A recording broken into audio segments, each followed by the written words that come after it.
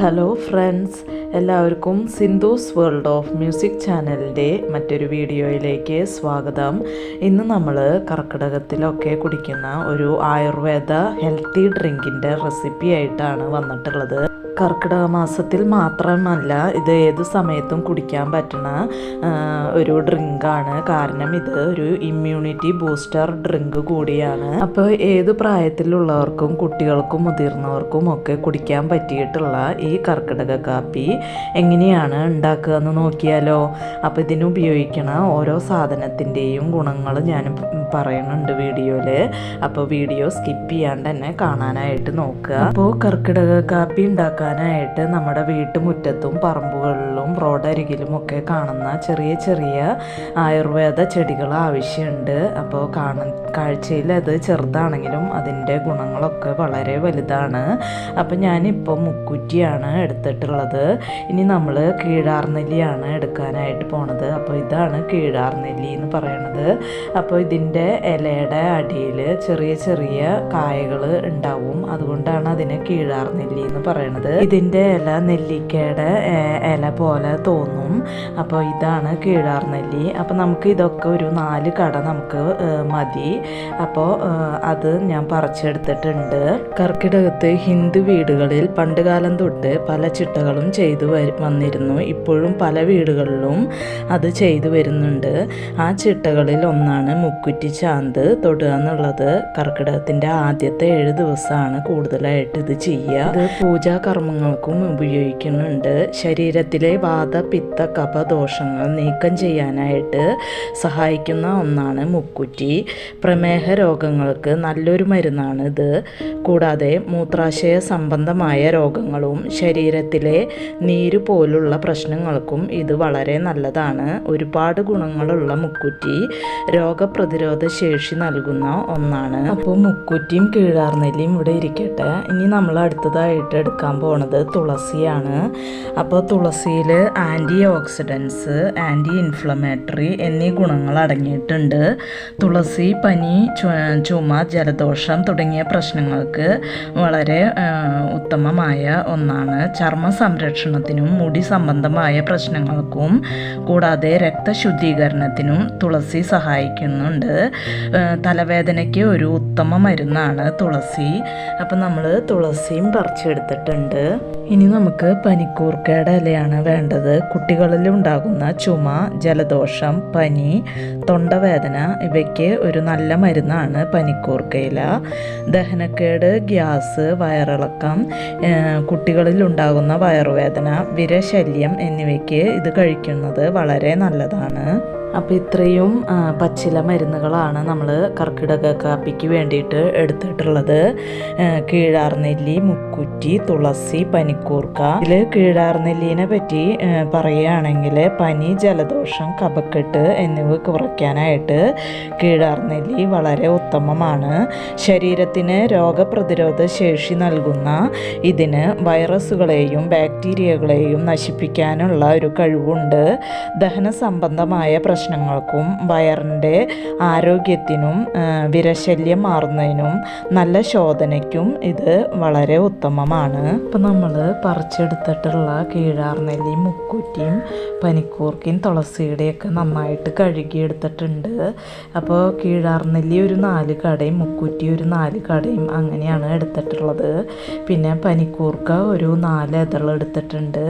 ഒരു പിടി തുളസിയുടെ ഇല എടുത്തിട്ടുണ്ട്.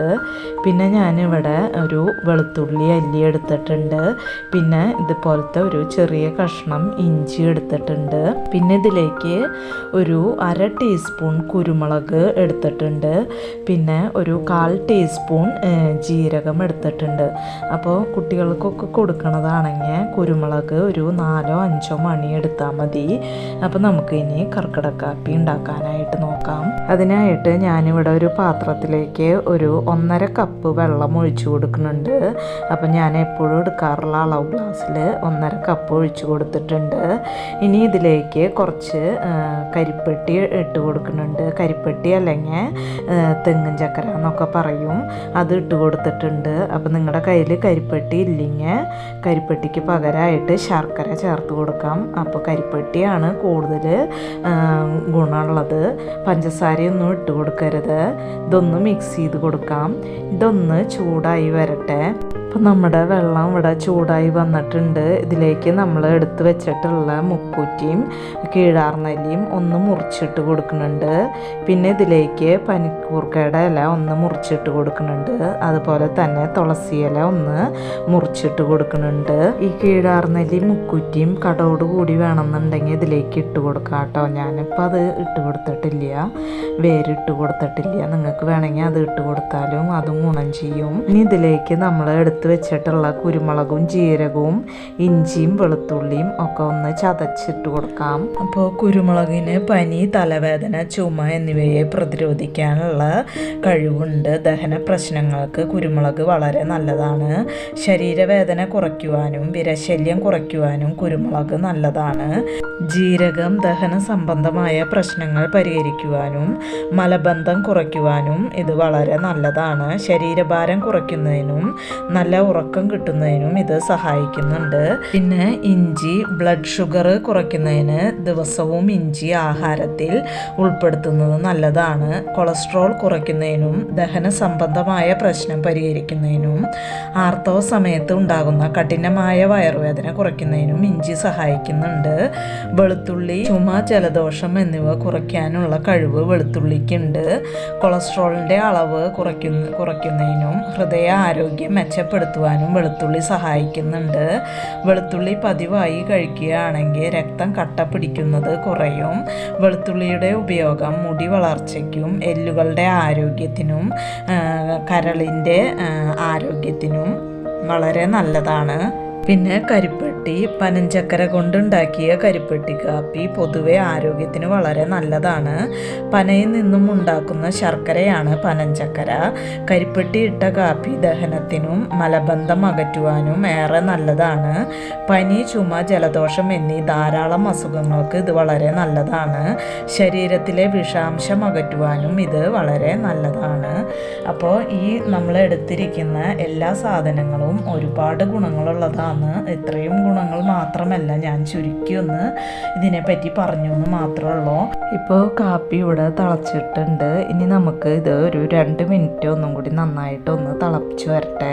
അതിന് ശേഷം നമുക്കിത് തീ ഓഫ് ചെയ്യാം.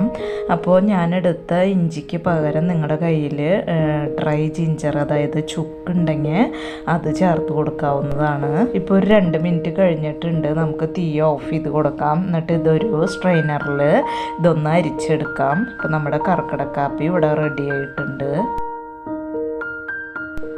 വളരെയധികം ഔഷധ ഗുണങ്ങളുള്ള അതേസമയം രോഗപ്രതിരോധ ശേഷി നൽകുന്ന ഈ കർക്കിടക കാപ്പി നിങ്ങൾക്ക് ഇഷ്ടപ്പെടുകയാണെങ്കിൽ ലൈക്ക് ചെയ്യാനും മറ്റുള്ളവർക്ക് ഷെയർ ചെയ്ത് കൊടുക്കാനും മറക്കരുത്.